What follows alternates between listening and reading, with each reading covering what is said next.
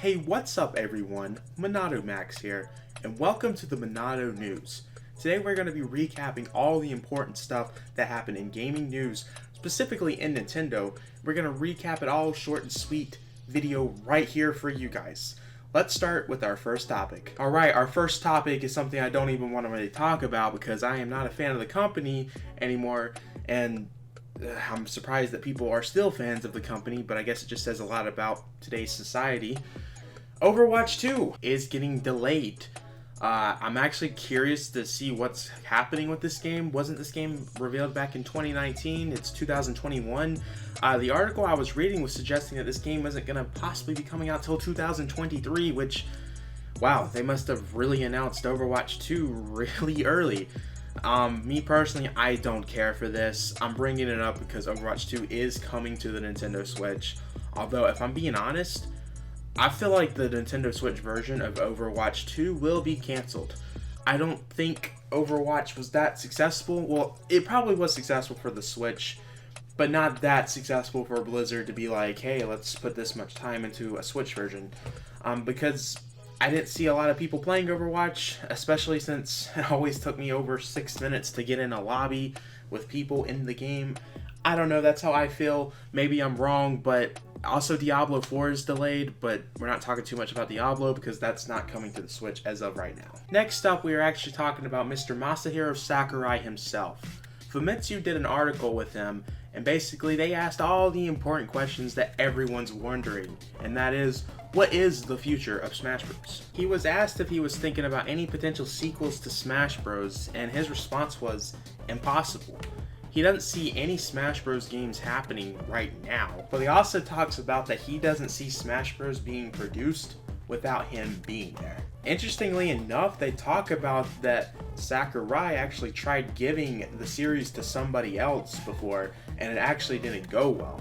I'm curious to know which game this was, because I know Nintendo initially did Super Smash Bros. Brawl. They started the development of that game without Sakurai, so I'm wondering if he's referencing that game, or if he's talking about Smash Bros. Ultimate. Maybe he didn't want to do Smash Bros. Ultimate. I don't know.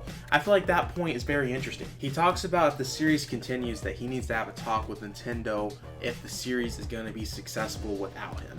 I find it really interesting everything he said in this article. Me personally, I feel like this is probably his last Smash Bros. Game because you have to look, we are probably a little bit over the mid-life cycle of the Nintendo Switch, and I don't see Sakurai jumping to another Smash Bros. Game development-wise, because I've been looking at the games that Sakurai has developed for Nintendo, just in general the games he's developed. This is the first time that he's jumped to another Smash Bros. Game immediately after finishing a Smash Bros. Game. A lot of people don't realize this, but when Smash Bros. Wii U and 3DS DLC development ended, he went straight to Smash Bros. Ultimate. He developed 3 Smash Bros. Games back to back to back. I don't see Sakurai's next game being another Smash Bros. Game, so I don't think his next game is going to be another Smash Bros. Game for the next Nintendo console, because we're definitely not getting another Smash on the Switch. I feel like Sakurai has one more major Nintendo game within him development-wise, and I think he's going to do it. I just don't see it being Smash Bros. I truly believe that this was his last Smash Bros. Game. Now, the series is not going to be over. Nintendo's not going to end it. We've seen Nintendo try to continue it without him, and Sakurai just wasn't happy without being there for the development.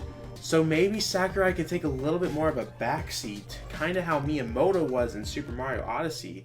I know he had more of a backseat role in Super Mario Odyssey, so maybe whenever Nintendo gets to the next Nintendo console and they want to develop a Smash Bros. Game, maybe they can have Sakurai do what Miyamoto did, and that's have the backseat role.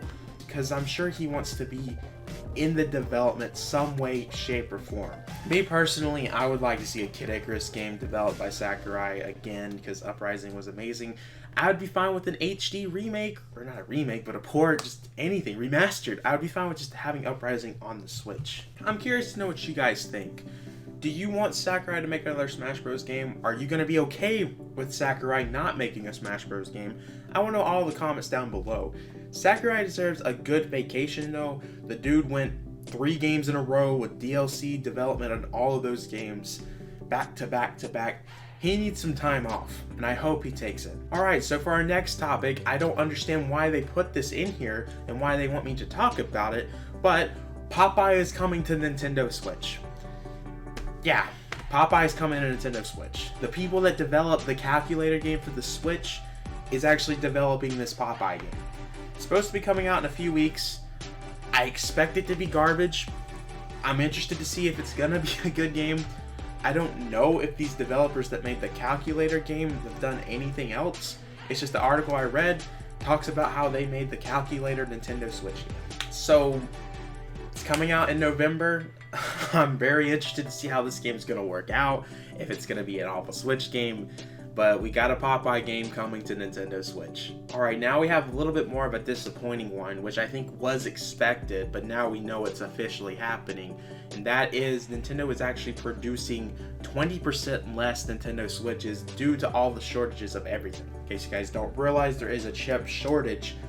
It's happening with every company right now when it comes to producing stuff. Especially the computer stuff right now.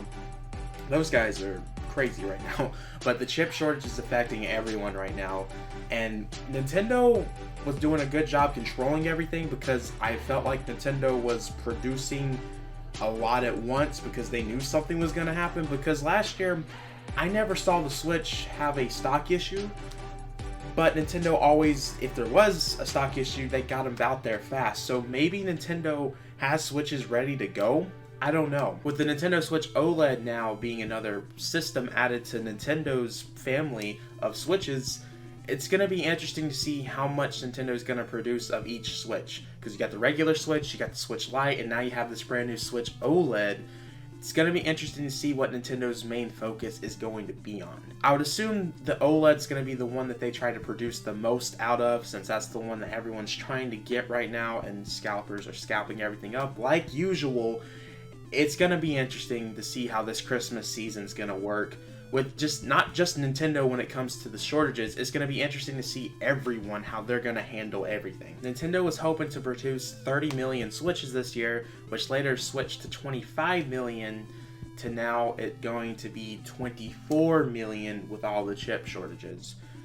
So it's going to be interesting if you guys are looking for a Switch. I don't think Switch issues are going to be that popular. I don't think you're going to have a problem getting the regular Switch or the Switch Lite, because I think Nintendo does a good job keeping those in stock. But the OLED's going to be really hard to get, so keep that in mind. So this one I just wanted to briefly talk about, and that is the Shin Megami Tensei 5 game. So the Famitsu reviews came out for the game, and everyone over at Famitsu gave it a 9 out of 10. There was 4 people that was reviewing the game, and they all gave it 9s. There should be more people's reviews coming out later this week. I just find it interesting because, you know, looks like it's going to be a good game. Me personally, I'm not going to pick it up on launch, but it's something I'll pick up down the road. But if you're a Shin Megami Tensei fan and was worried if this game was going to be good or not, it seems like the reviews are mostly positive as of right now. Well guys, I'm your host, Max, and I've been talking for way too much. I want to know everything you guys are thinking about on all the news topics that we talked about today.